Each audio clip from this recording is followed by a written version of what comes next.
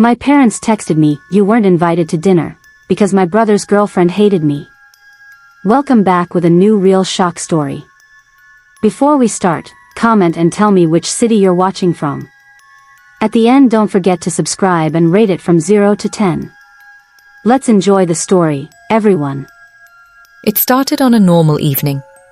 I was sitting on my bed scrolling through my phone, not expecting anything unusual. My day had been ordinary, classes, a little homework, and then some quiet time. But then, my phone buzzed. A text from my parents.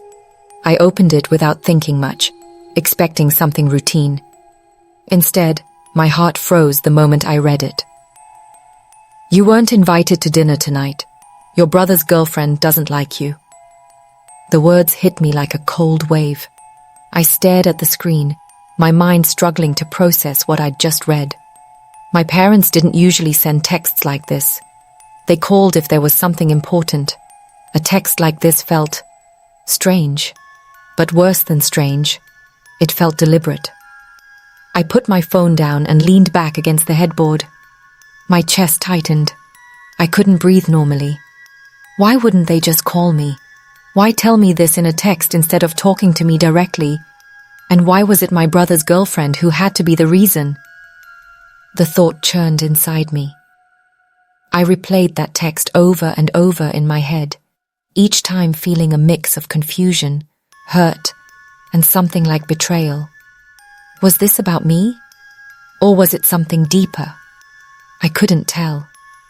My stomach twisted as questions piled up in my head. I remembered the last time we had dinner as a family. It had been awkward, but I didn't notice anything this serious. My brother's girlfriend had been there. She smiled politely but avoided me. I thought maybe I was imagining things. Now, that moment replayed like a film in my mind, and a bitter knot settled in my chest. I sat there for what felt like forever, staring at my phone, wondering what was going on. Then another thought hit me. This wasn't just about dinner. This was about family. This was about trust, and maybe about something I didn't yet understand. I decided I had to go. I grabbed my coat and stepped outside. The air was as cold, sharper than usual, like it was echoing my unease. I walked without thinking, heading to a quiet park nearby. My mind wasn't focused on the cold, the path, or the lights. It was stuck on that text, and the way my parents had said it. It felt like someone had pulled the rug out from under me. Everything I thought was safe about my family suddenly seemed fragile. The warmth, the comfort, gone. And in its place was a strange, sharp tension. I found a bench under a dim street lamp and sat down. I kept my phone in my lap, holding it almost like it was the evidence to a crime I didn't yet understand. Why would my parents let something like this happen without talking to me? Why send a text that felt so cold? The shadows around me seemed to grow heavier. I could feel the weight of something unseen pressing down on my shoulders. My chest tightened again.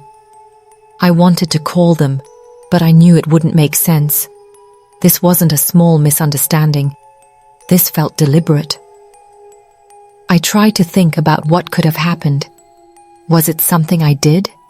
Something I said? Or was this something about them? About my brother? Or even about her? The thought that it might be something much bigger made my stomach churn. As I sat there, my mind raced through every family dinner, every conversation, every glance that had felt odd. Now they seemed loaded with meaning I hadn't noticed before. Little pieces of a puzzle I didn't even know I was trying to solve. I felt tears welling up, but pushed them back. Not now. I couldn't let this moment break me completely. I had to understand. And I knew I couldn't do it alone. Something inside me shifted that night. That text wasn't just a message. It was the first crack in something much larger, something that was going to change my life. I stood up and looked toward home, but instead of heading back, I took a detour. I had no idea where I was going. All I knew was that I needed answers, and deep down, I feared that finding them might hurt even more. Little did I know, the real story was just beginning. I walked without a clear direction, letting my feet take me wherever they wanted. The night air was sharp, carrying the smell of damp leaves and something faintly sweet I couldn't place. My mind was spinning with questions, but there was no clear answer. All I knew was that I needed to figure this out. Eventually, I found myself in front of a small cafe still open at this late hour. The warm light spilling out onto the street felt like a small comfort. I went inside, pulled a chair close to the window, and sat down with my phone still clutched tightly in my hand. I stared at it like it could speak to me if I concentrated hard enough. The words kept looping in my head. You weren't invited. Your brother's girlfriend doesn't like you. There was something cold about them, almost like they were meant to hurt. But why? What had I done to deserve this? I thought about my brother, about how we'd always been close, despite fights over small things. I thought about my parents, who always tried to keep peace between us. And I thought about her, his girlfriend. She'd always seemed polite, if distant, but I'd never imagined she'd ask for something like this. My mind replayed moments from the last few weeks. A quiet glance during dinner, a small smirk in passing, a conversation I'd overheard between my parents and my brother that didn't make sense at the time. All of it now felt like part of some hidden puzzle, a puzzle I was desperate to solve. The cafe smelled of coffee and cinnamon rolls. The gentle hum of conversation around me felt distant, as if I was somewhere else entirely. I took a sip of tea, but it didn't warm me. My thoughts kept pulling me deeper into uncertainty. I knew I couldn't ignore it, not tonight. So I opened my phone and started typing a message to my mom. My fingers hovered over the screen before I deleted the text. I couldn't send it. Not yet. I wasn't ready to hear whatever answer they might give. Instead, I started walking again. The streets were quieter now, shadows stretching across the pavement. Somewhere in the distance, a dog barked, sharp and lonely. I felt the weight of the silence around me pressing harder. It wasn't just the text that unsettled me. It was what it meant. My place in my family suddenly felt fragile, like I was no longer certain where I belonged. And that scared me. I kept walking until I reached the park again. The bench where I'd sat before was empty, waiting for me. I sat down, pulling my coat tighter. The night felt colder now, but not because of the air. It was because of what I didn't know. Then my phone buzzed again. It was a message from an unknown number. My heart jumped in my chest. I hesitated before opening it. The screen lit up, showing just 3 words. Meet me tonight. No name, no explanation. Just those words. My breath caught. My hands shook. Who was this? And why now? My mind raced with possibilities. Could it be my brother? My parents? Or someone else entirely? I stared at the screen for what felt like an eternity, my thoughts spinning. And then I realized something terrifying. Whatever this was, it wasn't just about dinner anymore. It was about something much bigger, something I couldn't ignore. And I knew, tonight, I had to find out the truth. So I got up from the bench and walked toward the unknown, my heart pounding.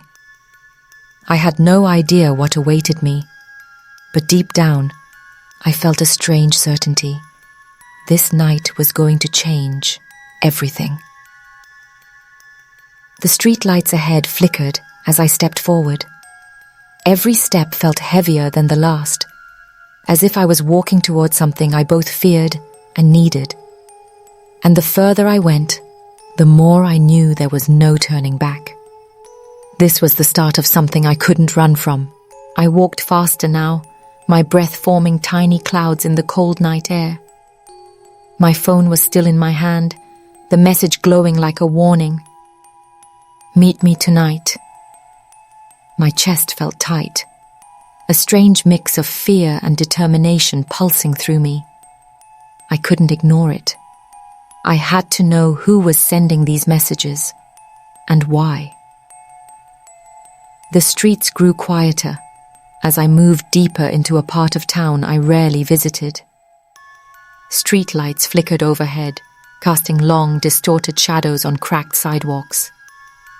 Somewhere in the distance, the faint sound of music and laughter drifted faintly, but here it felt empty, almost like the world was holding its breath. I reached a narrow alleyway between two buildings. The message hadn't said where to meet. My mind screamed at me to turn back. But something in my gut told me to keep going. I stepped into the alley. My phone buzzed again. This time it was another message. Behind the cafe. I spun around. The cafe was closed now, its windows dark, chairs stacked neatly inside. I felt a chill run down my spine. Someone was watching me. I was sure of it. Slowly, I walked toward the back of the building. My footsteps echoed softly against the bricks. Every sense was alert. My hands were trembling, but I kept moving. Then I saw her. Standing in the shadows was a figure I recognized instantly. My brother's girlfriend. She stepped forward, her face barely visible under the dim light. Her expression was unreadable, neither anger nor kindness, just something cold and determined. I stopped dead in my tracks. "Why are you here?" I whispered, my voice barely carrying. She didn't answer. Instead, she looked past me, toward the street. My heart began to pound harder. "What's going on?" I asked again. Her voice was soft but cutting. "You should have stayed home tonight, Alec. But now, you need to know the truth." The words hit me like a punch. My chest felt heavy. My tithantita wrote dry. "The truth about what?" I demanded. She stepped closer, and I could see her eyes, sharp, almost haunted. "About why you weren't invited to dinner. About why your life is about to change." I froze. Her tone wasn't a threat. It was something worse. It was a warning. "You don't understand," she continued. "This isn't just about me not liking you. There are things your family has hidden from you for years. Things that could change everything you think you know about yourself. And them." I blinked, trying to process her words. My mind spun with questions. What could she mean? What was I not seeing? And why was she telling me this now? Before I could speak, she handed me a folded piece of paper. "Read it, but be careful. Once you know, there's no going back." I took the paper with shaking hands. The paper was thin and cold, like it had been hidden somewhere for a long time. I unfolded it slowly, my eyes scanning the words. My breath caught. My hands trembled so badly I almost dropped it. The words on that paper were nothing I could have imagined. Names, dates, secrets about my family I had never known. Things that explained why my place in that family was suddenly different. I looked up at her, my voice barely a whisper. "Why me? Why now?" She didn't answer. She just turned and disappeared into the shadows, leaving me alone with the paper in my hand and a pounding in my chest so loud it felt like it would burst out of me. I stood there for a long time, trying to steady my breathing. The paper felt heavy in my hands, like it carried a weight far beyond its size. I knew this was the moment that would change everything. Because once you know something this deep, this hidden, you can never go back to the way things were. And right then, standing in the dark alley, I realized my life wasn't just about being left out of dinner anymore. It was about something much bigger, something dangerous, something that could destroy everything I thought I knew. I slipped the paper into my pocket and walked away slowly, feeling the night press in closer around me. Somewhere far away, laughter echoed again. But for me, the world felt silent now, and I knew I was already in too deep. I barely noticed the chill of the air anymore. My mind was racing, replaying the words I'd read on that folded paper over and over again. Each sentence felt heavier than the last. My hands still trembled as I walked home, clutching it tightly in my pocket. Every step felt like I was walking deeper into something I couldn't escape. The streets around me blurred. The laughter I'd heard earlier now sounded distant, almost eerie. It was as if the city itself was holding its breath. When I finally reached my front door, I paused. My house felt different, darker, stranger. Inside, everything was quiet. Too quiet. My parents' car was still outside, but the lights in the living room were off. My brother's room door was shut tight. A sinking feeling curled in my stomach. Something was wrong. I moved quietly, like I was stepping through someone else's home. My footsteps echoed softly. Then I heard voices, hushed, tense. They were coming from the kitchen. I crept closer. My heart was pounding so loud I could hear it in my ears. I could make out my parents' voices, and another voice, low and unfamiliar. My brother was there too. The words were muffled, but I caught one phrase that stopped me cold. "It's time she knows." My breath caught. My mind went blank. I pressed my back against the wall, trying to decide whether to step in or run away. But before I could move, the voices stopped. The silence was heavier than before. Then footsteps approached. I turned toward them, but my body froze. My brother stepped out of the kitchen, staring at me. His face was pale. His eyes were unreadable. "Alec, we need to talk," he said softly, his voice breaking. I wanted to run, but something held me there. My chest felt tight, my legs heavy. "About what?" I asked, though I already feared the answer. He looked away, his jaw tight. "About the paper. About everything. Mom and Dad. They've been keeping something from you your whole life." I shook my head, my voice trembling. "Why? What is it?" Before he could answer, the kitchen door opened again. My parents stepped into the hallway, their faces strained.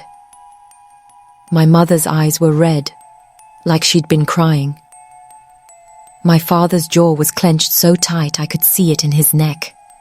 "Alec," my mother said softly, "we didn't want you to find out this way. But it's true. We've been hiding things from you." The air felt like it was closing in on me. My throat felt dry, and my head was spinning. "What things?" I demanded, my voice cracking. My father stepped forward. "It's about your real place in this family. About why your brother's girlfriend asked us not to invite you tonight. There are things about your past, Alec. Things we thought you weren't ready to know." My mind screamed for answers, but my body felt frozen. The paper in my pocket burned against my skin, as if it was alive. My brother's voice broke the silence. It's not safe to ignore this anymore. You deserve to know, Alec. But once you hear it, there's no going back. My heart pounded so hard I thought it would burst. My hands shook. I wanted to scream. I wanted to run. But deep inside, I knew he was right. I needed to know the truth, no matter how much it hurt. They stepped aside, and my brother held out his hand toward me.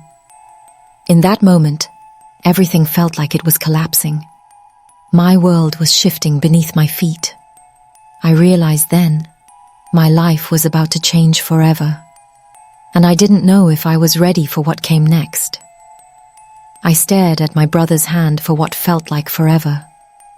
My mind was spinning.